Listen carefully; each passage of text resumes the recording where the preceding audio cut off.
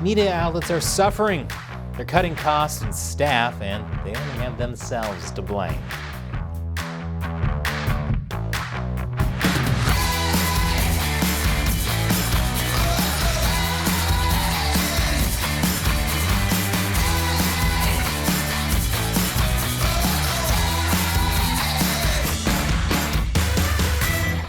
Welcome to America Uncovered. I'm Chris Chappell. So during the pandemic, internet use skyrocketed. Online media streaming made a lot of money from people staying indoors, even though being a shut-in who lived on the internet wasn't a new lifestyle to many. But many wondered if the bubble would burst post-pandemic. And the answer is yes. Yes, it has. You could tell after they made a third Crank movie with Jason Statham. Actually, they didn't, but you can tell the bubble burst because there's so much content out there, you didn't know I made that up. Now the media industry is in a downward spiral.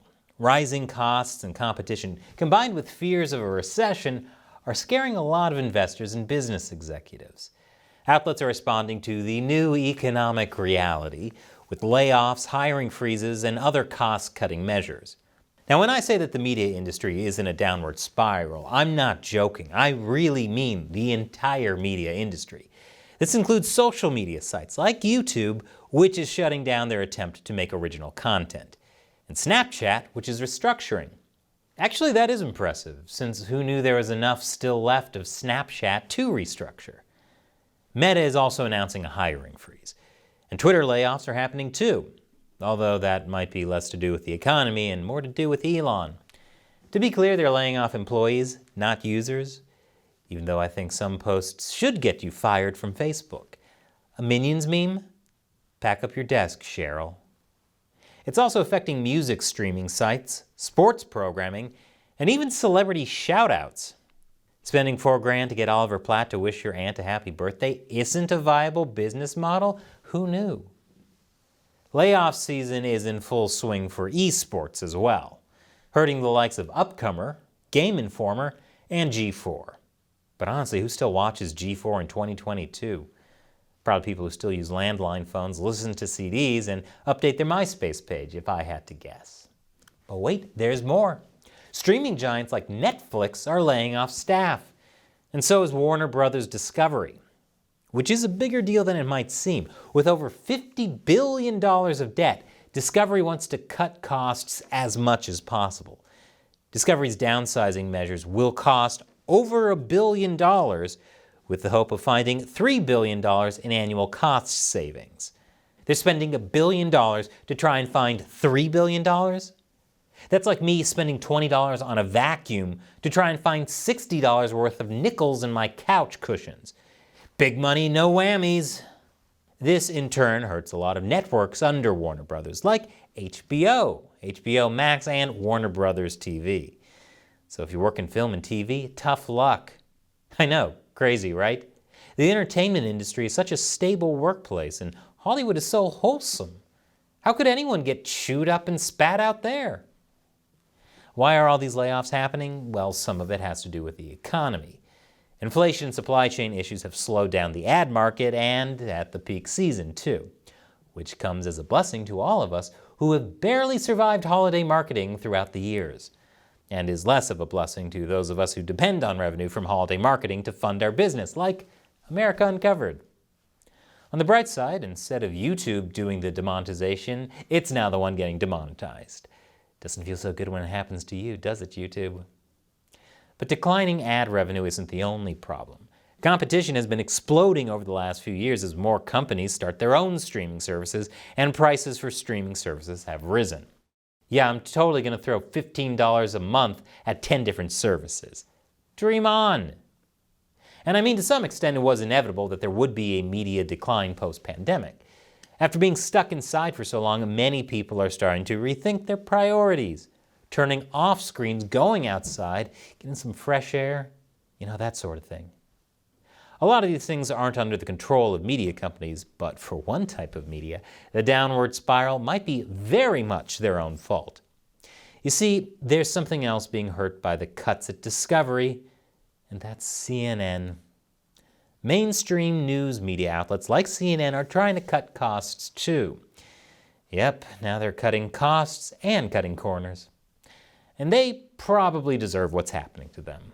I'll explain why after the break. Welcome back. This year hasn't been good for the media industry, especially the news media. Nearly 3,000 media jobs have been cut this year, with more than a third coming from the news media industry.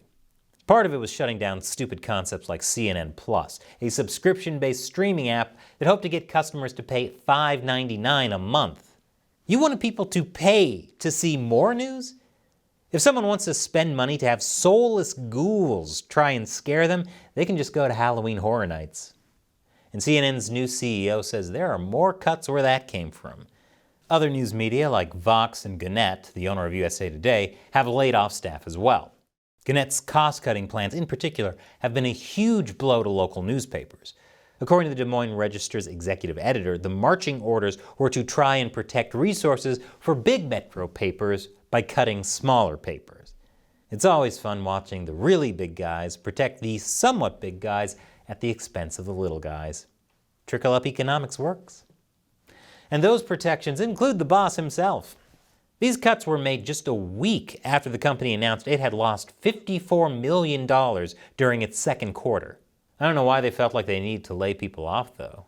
If they needed to make extra money, I'm sure their offices have plenty of couches. Big money, no whammies! Many other news outlets have also been running dry on money. The Washington Post is on track to lose money and subscribers this year.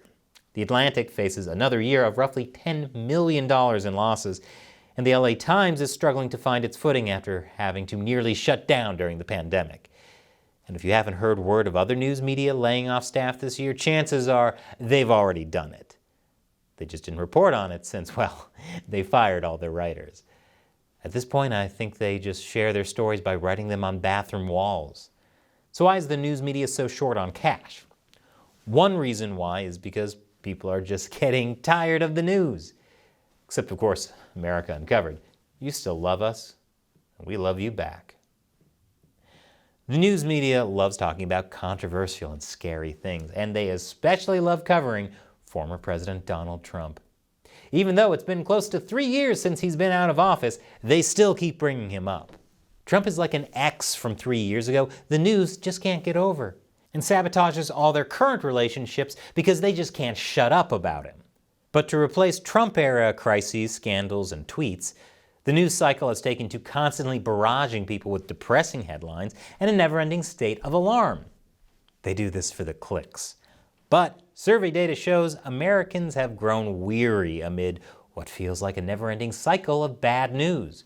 So instead of talking about their ex on a first date, the news decide to break the ice by reminding them how everyone they know will die. Check, please? According to the Reuters Institute's annual digital news report, more people are actively avoiding the news. Many respondents say they're put off by the repetitiveness of the news agenda, especially around politics and COVID-19. I don't even like watching Friends reruns. It's beyond depressing that it feels like reality has gone into syndication. People are also tired of the news media being biased and politically motivated instead of just reporting the facts. Even our own staff get tired of seeing the news repeating the same stories and narratives over and over, which is why we pour our hearts and souls into making each of our stories different and actually informative for you. That's why you still love us. Right back at you, sweethearts. In addition, all the negativity that the news media pushes just brings too many people's moods down, with American news media especially doing the exact things people are getting sick of. It's no wonder that Americans have the lowest percentage of trust in the news media. Ultimately, it was inevitable that demand for media content would go down. Most people aren't going to be spending as much time on the internet as they did during the pandemic, except, of course, for this guy. But it is also telling to look at why the news media in particular is performing so badly. Media corporations should take this as an opportunity to reassess how they can make quality content. If I were in charge, the first thing I tell them to do is to stop making sequels for movies and Trump stories. So what do you think of the media decline? Leave your comments below. And if you like this show, remember that we rely mainly on direct support from viewers like you. All it takes is as little as $1 per episode over on our crowdfunding website, Patreon. Visit patreon.com/AmericaUncovered for more. click the link below. Once again, I'm Chris Chappell. Thanks for watching America Uncovered.